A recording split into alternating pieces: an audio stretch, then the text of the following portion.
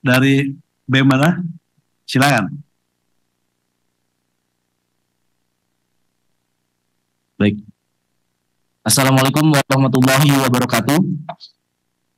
Selamat sore rekan-rekan semua, rekan-rekan media dan yang saya hormati, Bapak Dewan sekalian. Terima kasih atas kesempatan dan waktunya sudah mau menyediakan waktu untuk berdialog dengan kami bersama kita semua di tengah krisis dan permasalahan yang belakangan ini terjadi. Hidup mahasiswa, hidup rakyat Indonesia. Saya Jim Colin, perwakilan dari keluarga besar mahasiswa Trisakti. Rasanya beberapa poin yang ingin saya sampaikan sebelumnya sudah tersampaikan dengan begitu baik oleh rekan saya dari BEM UI. Mungkin beberapa poin tambahan yang ingin saya amanatkan kepada Bapak-Bapak Dewan selaku perwakilan kami sebagai mahasiswa dan rakyat Indonesia tentunya. Jauh beberapa bulan, mungkin beberapa minggu, sebelum kejadian Afan Kurniawan yang begitu menyayat hati kami, terjadi pula seorang anak kecil mati, meninggal dunia di tengah krisis ekonomi yang dialami keluarganya. Mungkin rekan-rekan semua tahu, rekan-rekan media pun pasti tahu bagaimana proses kematian itu bisa keluar cacing dari, alat kelaminnya, dari hidungnya, dan ditemukan 1 kilogram cacing di dalam tubuhnya. Berselang beberapa minggu kemudian, beberapa saat kemudian, Indonesia merdeka. Kami merayakan 80 tahun kemerdekaan Indonesia. Dan apa hadiahnya? Kita mendapatkan kabar, rekan-rekan, bahwasannya dewan-dewan yang menjadi perwakilan dari kita semua, yang agaknya kita semua kadangkala, mungkin seringkali tidak merasa terwakilkan, namun dapat mendapatkan kenaikan gaji dan tunjangan yang begitu tinggi. Di tengah kemewahan yang sudah bapak-bapak dan ibu-ibu semua rasakan, dan di tengah tekanan krisis yang masyarakat kecil di bawah alami.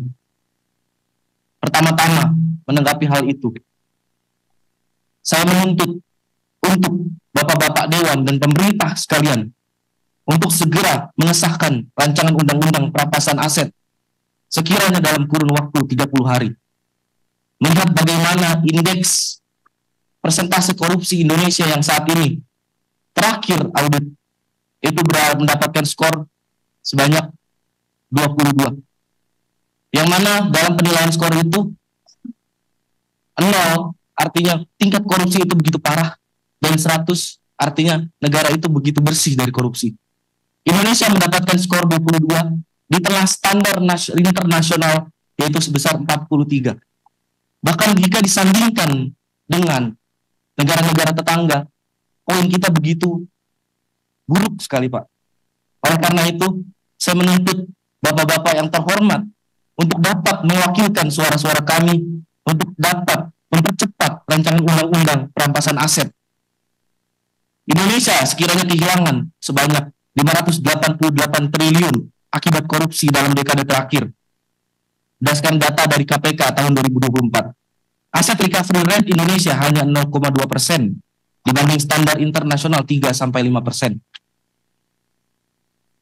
Kalkulasi impact dana hasil perampasan dapat membiayai pembangunan 2.940 km jalan tol atau 588.000 unit rumah subsidi. Kemudian daripada itu, untuk bersuara. Saya berani bersaksi bahwasannya kami di sini kaum terpelajar, mahasiswa-mahasiswi, tidak mungkin, Pak, kami menyuarakan pendapat kami, aspirasi kami, keluhan rakyat, jeritan rakyat dengan tindakan-tindakan anarkis. Betul tadi kata saudara dari BEM UI, bahwasannya beberapa hari belakangan ini mungkin banyak sekali propaganda dari beberapa oknum-oknum provokator untuk mencederai nilai-nilai perjuangan yang kami perjuangkan ini. Itu sangat menghambat kami dalam bergerak. Selanjutnya, tuntutan untuk yang belakangan ini marak di sosial media. Saya kira bapak-bapak dan ibu-ibu semua tahu 17+8 tuntutan rakyat yang dilayangkan oleh masyarakat Indonesia yang sekiranya mungkin sudah tersebar lebih dari ratusan ribu.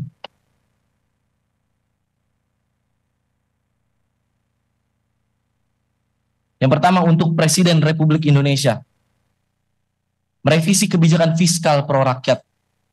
Yang kedua, audit menyeluruh BUMN yang merugi. Yang ketiga, moratorium kenaikan tarif listrik, air, dan BBM.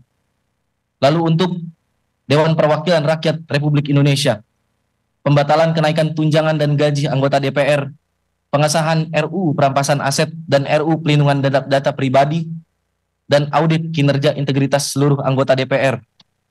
Berkaitan juga dengan hal yang tadi saya sampaikan sebelumnya. Jika kita bandingkan remunerasi anggota parlemen dari negara-negara tetangga dan Indonesia take home pay yang bapak-bapak sekalian dapatkan kurang lebih berkisar sebanyak 8.000 US dollar. Jika dibandingkan dengan rata-rata upah minimum rakyat, itu rasionya 40/1, Pak. Dan berdasarkan produktivitas legislasi, hanya ada 12 undang-undang yang tercipta dalam setahun. Jika kita komparasi dengan negara-negara tetangga seperti Malaysia, Thailand, Singapura, dan Korea Selatan, Malaysia rasionya hanya 8/1, Thailand 6/1, Singapura 12/1, Korea Selatan 4/1. Bagaimana bisa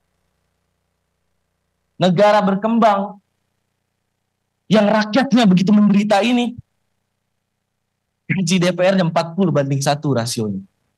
Saya rasa itu benar-benar harus digarisbawahi dan harus ditinjau ulang, Pak.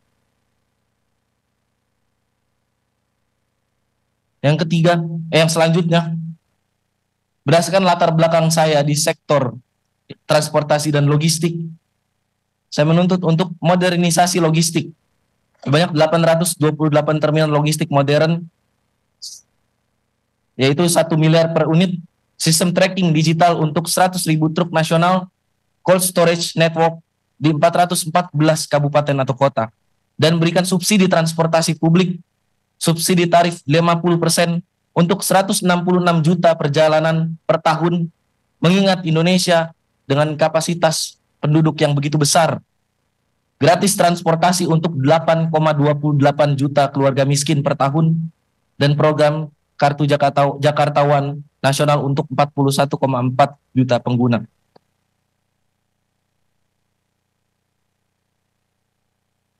Mungkin sekiranya itu tuntutan yang ingin saya ajukan.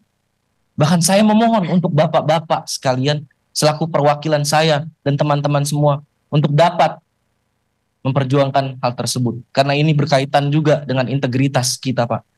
Integritas bapak-bapak sekalian selaku Dewan Perwakilan Rakyat yang kami pilih sendiri dengan tangan kami ini.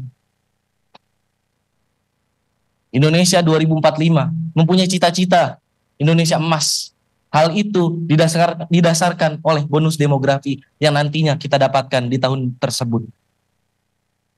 Saya harap kita semua dan bapak-bapak semua yang memiliki peran begitu krusial untuk membina generasi muda ini tidak menyia-nyiakan bonus demografi yang akan datang itu, Pak.